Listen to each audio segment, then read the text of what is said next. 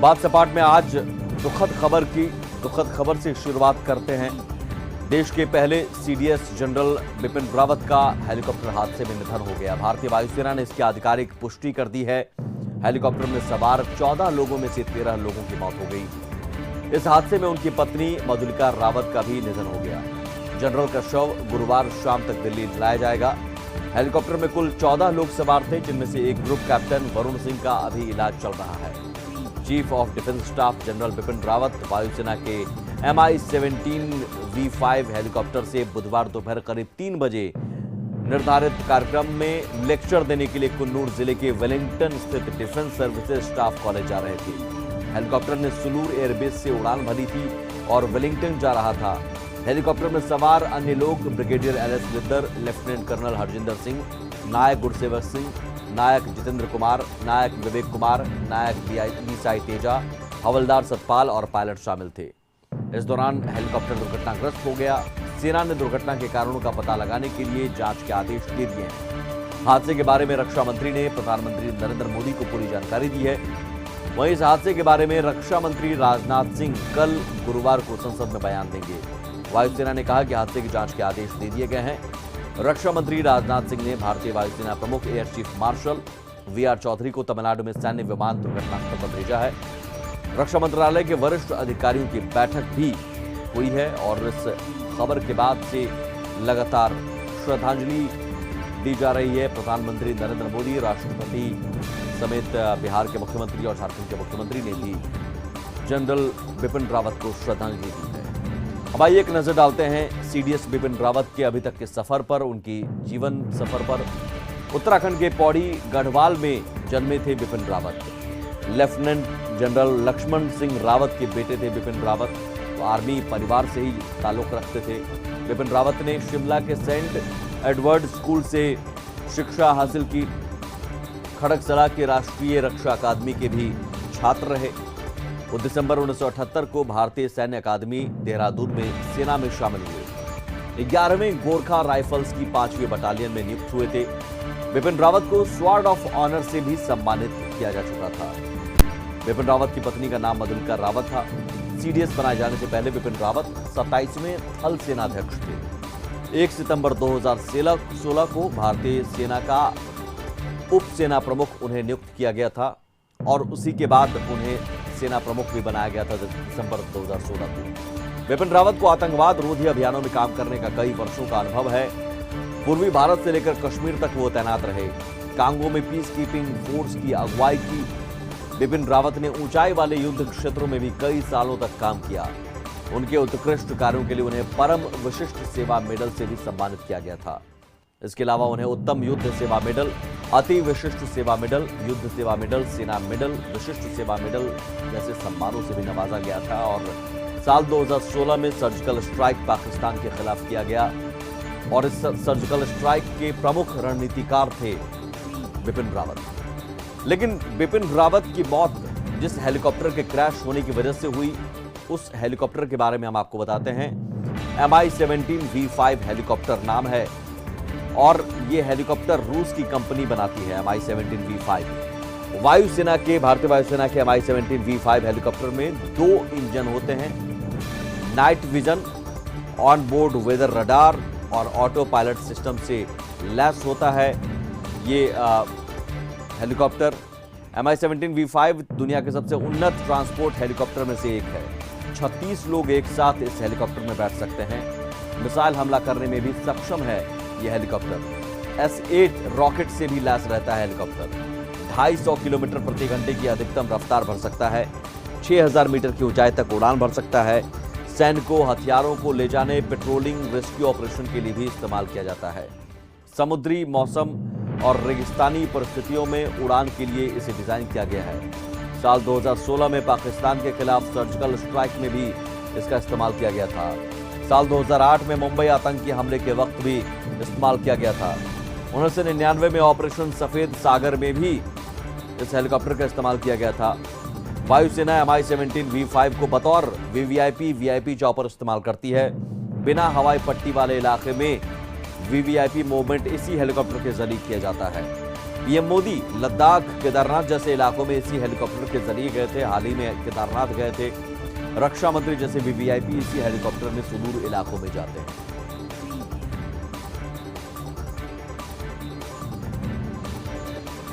यकीनन देश के लिए आज दुख की घड़ी है। देश के पहले chief of defence staff general Bipin Rawat हमारे बीच नहीं रहे।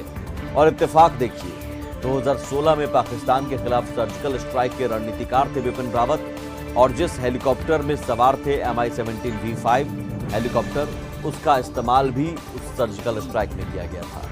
लेकिन उसी हेलीकॉप्टर के क्रैश होने से जनरल बिपिन रावत की मौत हो गई।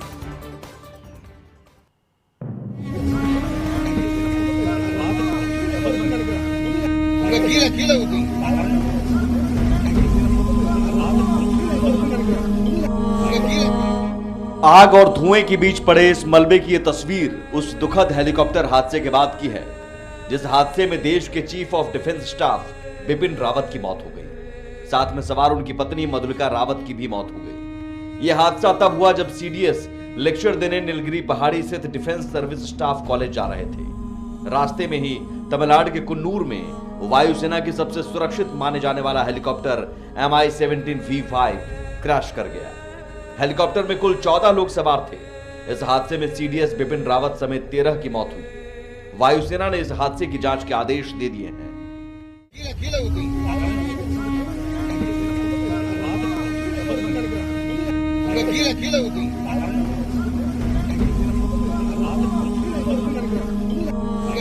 हादसे के बाद मलबे की इस तस्वीर को देखकर अंदाजा लगाना मुश्किल है कि यह भारतीय वायुसेना का सबसे सुरक्षित और विश्वसनीय कहे जाने वाला MI-17 V5 हेलीकॉप्टर रहा होगा। हेलीकॉप्टर का एक एक हिस्सा बता रहा है कि हादसा कितना भीषण हुआ होगा। अब आपको दिखाते हैं MI-17 V5 हेलीकॉप्टर कैसा दिखता है। मिसाइल मारने से लेकर हथियार ले जाने तक MI-17 V5 हेलीकॉप्टर की उड़ान भरने की यह तस्वीर है। ये वही हेलीकॉप्टर है जिसका इस्तेमाल 2016 में पाकिस्तान के खिलाफ सर्जिकल स्ट्राइक में किया गया था। इसी हेलीकॉप्टर का इस्तेमाल 2008 में मुंबई आतंकी हमले में भी किया गया था। वहीं हाल ही में एक महीने पहले पीएम मोदी इसी हेलीकॉप्टर से केदारनाथ भी गए थे, जिसकी ये तस्वीर है। वहीं पीएम मोदी इसी हेलीकॉप्टर से लद्दाख भी जा चुके हैं। रक्षा मंत्री राजनाथ सिंह के मूवमेंट के लिए भी इस हेलीकॉप्टर का इस्तेमाल किया जाता है। आइए इस हेलीकॉप्टर की खासियत के बारे में बताते हैं। रूस की कंपनी बनाती है MI-17 हेलीकॉप्टर। वायुसेना के MI-17 V5 हेलीकॉप्टर में 2 इंजन होते हैं। Night vision, on board weather radar और ऑटो पायलट सिस्टम से लैस होता है। MI-17 V5 दुनिया के सबसे उन्नत ट्रांसपोर्ट हेलीकॉप्टर्स में एक है। 36 लोग एक साथ इस हेलीकॉप्टर में बैठ सकते हैं। मिसाइल हमला करने में भी सक्षम है यह हेलीकॉप्टर। S8 रॉकेट से लैस रहता है हेलीकॉप्टर। 250 किलोमीटर प्रति घंटे की अधिकतम रफ्तार भर सकता है। 6000 मीटर की ऊंचाई तक भर सकता है उड़ान। सैनिकों, हथियारों को ले जाने, पेट्रोलिंग, रेस्क्यू ऑपरेशनों के लिए इस्तेमाल किया जाता है। समुद्री मौसम और रेगिस्तानी परिस्थितियों में उड़ान के लिए डिजाइन किया गया है। 2016 में पाकिस्तान के खिलाफ सर्जिकल स्ट्राइक में इस्तेमाल किया गया। 2008 में मुंबई आतंकी हमले के वक्त भी इस्तेमाल किया गया था। 1999 में ऑपरेशन सफेद सागर में भी इस्तेमाल किया गया था। वायुसेना MI-17 V5 को बतौर वीवीआईपी चॉपर इस्तेमाल करती है।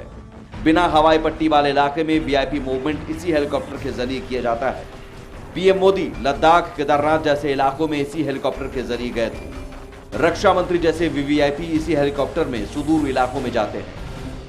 बहरहाल भारतीय वायुसेना का सबसे सुरक्षित माना जाने वाला MI-17 V5 के क्रैश होने के बाद हादसे की जांच के आदेश दे दिए गए हैं। लेकिन इस हादसे ने देश के सीडीएस बिपिन रावत को हमसे छीन लिया, जिसकी भरपाई कभी नहीं हो सकती। ब्यूरो रिपोर्ट, कशिश न्यूज। और जनरल बिपिन रावत हेलीकॉप्टर हादसे में जिनका निधन हुआ, लेकिन उनके निधन से कहीं ना कहीं याद आती है उन हादसों की तस्वीर जो इस देश में पहले भी हुए हैं और जिसमें कई बड़े बड़े लोगों की मौत हुई है, बड़ी हस्तियों की मौत हुई है। इससे पहले भी कई ऐसे हादसे हुए हैं जिसमें देश के महत्वपूर्ण व्यक्तियों ने अपनी जान गंवाई है। संजय गांधी, सबसे पहला नाम संजय गांधी का आता है। सबसे ज्यादा विवाद और चर्चा में रहा संजय गांधी का विमान का दुर्घटनाग्रस्त होना। इंदिरा गांधी के छोटे बेटे और राजीव गांधी के भाई संजय गांधी का विमान 23 जून 1980 को दिल्ली में दुर्घटनाग्रस्त हो गया था। वो अपना विमान खुद उड़ा रहे थे। दूसरा नाम है माधवराव सिंधिया। माधवराव सिंधिया सितंबर 2001 में कांग्रेस के नेता माधवराव सिंधिया का उत्तर प्रदेश के मैनपुरी जिले की भोगांव तहसील के नजदीक मोता में एक विमान हादसे में निधन हो गया था। सिंधिया एक सभा को संबोधित करने के लिए कानपुर जा रहे थे। विमान में उनके साथ 6 अन्य लोग सवार थे। इन लोगों को लेकर जिंदल ग्रुप के 10 सीटों वाले एक चार्टर्ड विमान सेस्ना C-19 ने नई दिल्ली स्थित इंदिरा गांधी अंतर्राष्ट्रीय हवाई अड्डे से उड़ान भरी थी। आगरा से 85 किलोमीटर दूर ये विमान दुर्घटनाग्रस्त हो गया था और इसमें सवार सभी लोग मारे गए थे। माधवराव सिंधिया को कांग्रेस के अग्रणी नेताओं में शुमार किया जाता था। उनकी गिनती उन नेताओं में की जाती थी जो युवा थे और लोगों के बीच लोकप्रिय थे। राजनीतिक हलकों में माना जाता था कि कांग्रेस में उनका भविष्य काफी उज्जवल है। एक और नेता वाईएस राजशेखर रेड्डी सितंबर 2009 को आंध्र प्रदेश के तत्कालीन मुख्यमंत्री वाईएस राजशेखर रेड्डी और 4 अन्य लोगों को लेकर एक हेलीकॉप्टर नल्लामाला वन क्षेत्र में लापता हो गया था। सेना की मदद से इस हेलीकॉप्टर की खोज की गई। 3 सितंबर को हेलीकॉप्टर का मलबा कुरनूल से 74 किलोमीटर दूर रुद्रकुंडा पहाड़ी के शिखर पर मिला था। दोरजी खांडू एक और नाम है जो बड़े हादसे में जिनकी मौत हुई। अप्रैल 2011 में हादसा हुआ था। अरुणाचल प्रदेश के मुख्यमंत्री दोरजी खांडू की हेलीकॉप्टर हादसे में मौत हुई थी। खांडू 4 सीटों वाले एक इंजन के पवन हंस हेलीकॉप्टर ASB-350B3 में सवार थे। उनका हेलीकॉप्टर तवांग से उड़ान भरने के 20 मिनट बाद ही लापता हो गया था और 4 दिनों तक उनका हेलीकॉप्टर लापता रहा था। 5वें दिन खोजी दल को दुर्घटनाग्रस्त हेलीकॉप्टर का मलबा मिला था और उसमें सवार 5 लोगों के शव भी मिल गए थे। GMC बालयोगी एक और चेहरा है जिनकी मौत हुई थी विमान हादसे में मार्च 2002 में। लोकसभा के पूर्व अध्यक्ष GMC बालयोगी की आंध्र प्रदेश के पश्चिमी गोदावरी जिले में एक बेल 206 हेलीकॉप्टर के दुर्घटनाग्रस्त होने पर मौत हुई थी। बेल 206 एक निजी हेलीकॉप्टर था जिसमें बालयोगी, उनके अंगरक्षक और एक सहायक सवार थे। हेलीकॉप्टर के दुर्घटनाग्रस्त होने का कारण उसमें आई तकनीकी खामी को बताया गया था। इसके अलावा ओपी जिंदल भी एक बड़े नाम है। ओपी जिंदल इस्पात व्यवसायी, जाने माने इस्पात व्यवसायी और नेता ओपी जिंदल भी एक हवाई हादसे में मारे गए थे। इस हादसे में हरियाणा के पूर्व मुख्यमंत्री बंशीलाल के बेटे सुरेंद्र सिंह और पायलट की भी मौत हो गई थी। यह हेलीकॉप्टर हादसा तब हुआ जब वो चंडीगढ़ से दिल्ली लौट रहे थे। ओपी जिंदल उस समय हरियाणा के ऊर्जा मंत्री थे और देश के अग्रणी उद्योगपतियों में उनकी गिनती होती थी। उस साल फोर्ब्स ने जिंदल को विश्व का 548वां सबसे धनी व्यक्ति बताया था। इसके अलावा भी मई 1973 में पूर्व लौह और इस्पात और खान मंत्री मोहन कुमार मंगलम का निधन भी एक विमान हादसे में हुआ था। तो लगातार इस तरह के हादसे होते रहे हैं और आज जो हादसा हुआ उसने एक ऐसे सबूत को हमसे छीन लिया, एक ऐसे देशभक्त को हमसे छीन लिया जो लगातार देश की सेवा करता रहा और जिसके रहते पाकिस्तान और कम से कम देश के दुश्मन खौफ खाते थे और यकीनन देश आज उन्हें याद कर रो रहा है। जनरल बिपिन रावत को हमारी तरफ से भी श्रद्धांजलि। लौटते हैं बस थोड़ी देर में कुछ और खबरों के साथ। खबरें तेजस्वी यादव की शादी से जुड़ी हुई।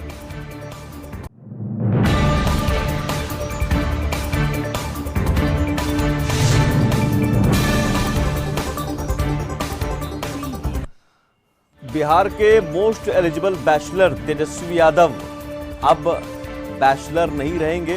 जी हां, तेजस्वी यादव की शादी की खबरें आ रही हैं। दिल्ली में तेजस्वी यादव शादी करने जा रहे हैं। खबरों की माने तो लालू यादव के छोटे लाल तेजस्वी यादव की शादी होने जा रही है। तेजस्वी की बहन रोहिणी ने अपने ट्विटर हैंडल पर इस शादी की बात की पुष्टि की है। तेजस्वी यादव की होने वाली दुल्हन का नाम भी सामने आया है। लड़की का नाम राजश्री है जो हरियाणा के रेवाड़ी जिले की रहने वाली है। लड़की ईसाई धर्म की है। हालांकि तेजस्वी की बहन मीसा भारती से जब इस बारे में पूछा गया था तो उन्होंने इसे इनकार कर दिया था, लेकिन रोहिणी आचार्य के ट्वीट से साफ हो गया है कि तेजस्वी की शादी होने वाली है।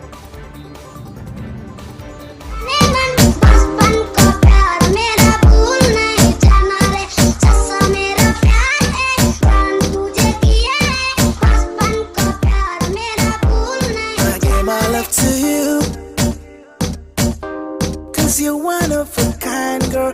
always on my mind, girl, I don't know what to do. Bihar के सबसे बड़े राजनीतिक घराने में एक बार फिर से शहनाई की गूंज सुनाई देने वाली है। दरअसल most eligible bachelor Tejashwi Yadav शादी के बंधन में बंधने वाले हैं। दरअसल लालू के छोटे लाल के बचपन का प्यार परवान चढ़ने वाला है। तेजस्वी शादी करने जा रहे हैं। इसको लेकर परिवार के करीबी भी दिल्ली में जुट गए हैं। बताया जा रहा है कि तेजस्वी की शादी दिल्ली में उनके बचपन के दोस्त से होने वाली है। हालांकि इस बात को लेकर मीसा भारती बोलने से बचती रही। एक बार मना कर दीजिए, बस मना हो जाएगा, बोल दीजिए। हमको है ही नहीं कोई जानकारी। तेजस्वी जी की शादी हो रही है क्या? तेजस्वी जी की शादी जिस तरह से दिल्ली स्थित मीसा भारती के आवास पर गहमा गहमी दिख रही है, उससे ये बात और स्पष्ट हो जा रही है। वहीं बहन रोहिणी आचार्य के बधाई संदेश ने इस खबर पर मुहर लगा दी है। रोहिणी ने ट्वीट कर लिखा है, भाई के सर पर सेहरा है सजने वाला, खुशियों से गुलजार घर का आंगन है होने वाला। लालू परिवार के करीबी विनोद श्रीवास्तव की मुस्कुराहट भी इसे बयां कर रही है। मेरे सामने तो कुछ चर्चा नहीं, हम तो ऐसे ही मतलब आते जाते रहते हैं स्वास्थ्य के बारे में। लेकिन आपकी मुस्कुराहट बता रही है कि कुछ ना कुछ खुशहाली है। ऐसी बात नहीं है, हमारे सामने कुछ चर्चा नहीं हुई है। लालू जी को मिठाई खिला के आए हैं आप? नहीं, उनका दवा हुआ खिलाना, डॉक्टर की बात, यही सब हम देखते हैं। नहीं, लेकिन आप मुस्कुरा रहे हैं, आपकी मुस्कुराहट बता रही है कि तेजस्वी यादव की शादी तय हो गई है, कल होने वाली है। कल शादी हो रही है। अरे हम तो डेली रहते हैं। अभी आप इतना मुस्कुरा रहे हैं, इतना खुश हैं, लेकिन कुछ बोल नहीं रहे हैं। चलिए, बोलने के लिए मना किया गया है। नहीं, ऐसा कुछ चर्चा नहीं है। निमंत्रण मिला सर, ये ऐसा कुछ चर्चा नहीं है। वहीं राज्य के कई नेताओं ने तेजस्वी को बधाई भी दे दी है। लेकिन हम लोगों को कोई समाचार नहीं है।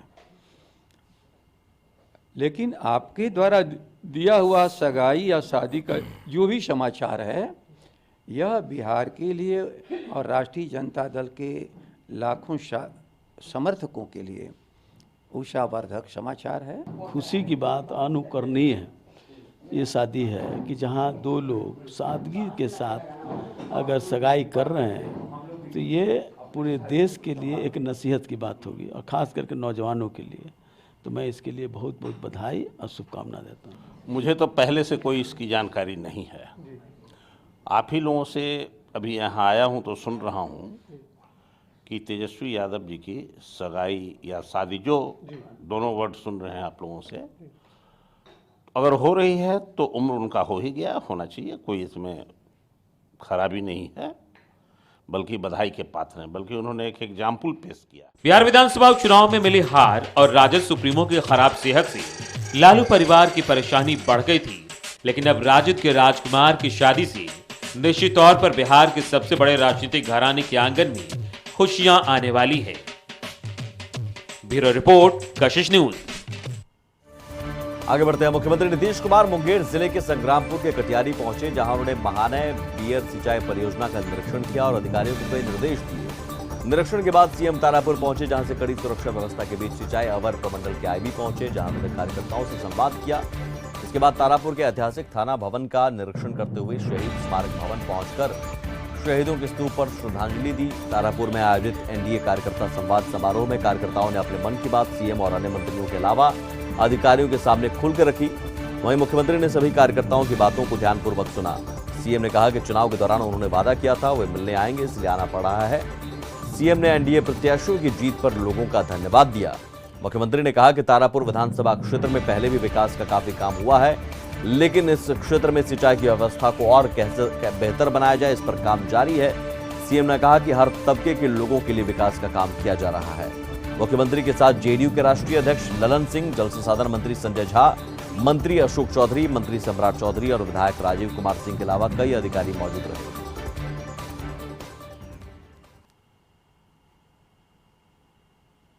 हम आपको आश्वस्त करना चाहते हैं कि चुनाव के बाद हम एक बार जरूर आएंगे और जो भी यहाँ की समस्या है उसके बारे में जानकारी लेने की कोशिश करेंगे, आपकी बात भी सुनेंगे और जो हम लोगों से संभव है उस काम को हम करने की कोशिश करेंगे। ये हमने कह दिया था इस बार, तो इसीलिए मुझको लगा कि इसके लिए हम लोग यथाशीघ्र इस कार्यक्रम को करें।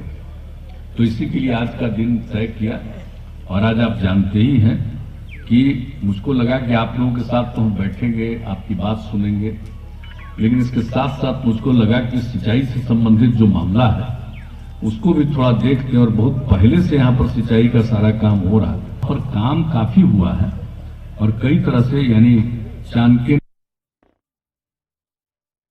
चिंता मत करिएगा। और इतना तो हम बता देना चाहते हैं कि भाई हम लोगों का तो काम ही है, लोगों की सेवा करना ही तो हमारा धर्म है। इतने दिनों से आप लोगों ने काम करने का मौका दिया है तो हम लोग काम कर रहे हैं, सेवा कर रहे हैं, लगातार लगे हुए हैं।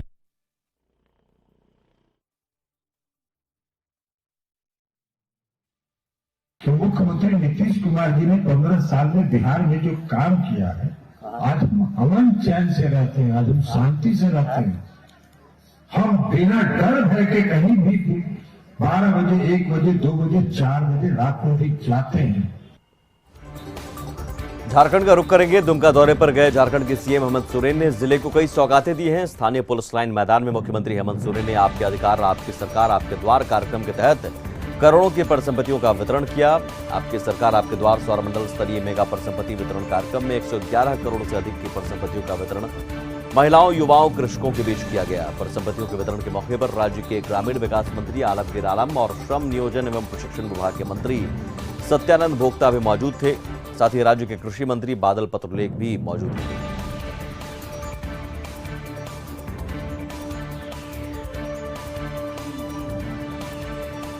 2000 से अधिक नौजवानों को नौकरी का हम लोगों ने नियुक्ति पत्र दिया और आपको सुनकर ताज्जुब और गौरव होगा कि उसमें 80% जो थी सारी लड़कियां और महिलाएं थी जिसको हम लोगों ने नियुक्ति पत्र दिया। और अभी और भी उद्योग वहां आने, जहां 25 से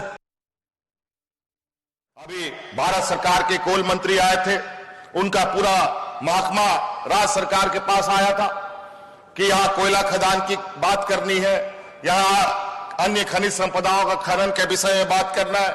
हमने कहा है कि जब तक उसमें 75% से अधिक लोग स्थानीय नहीं होगा, आगे। और चलिए इसी के साथ बात सपाट में आज बस इतना ही। कल फिर होगी आपसे मुलाकात, तब तक के लिए दीजिए इजाजत। नमस्कार।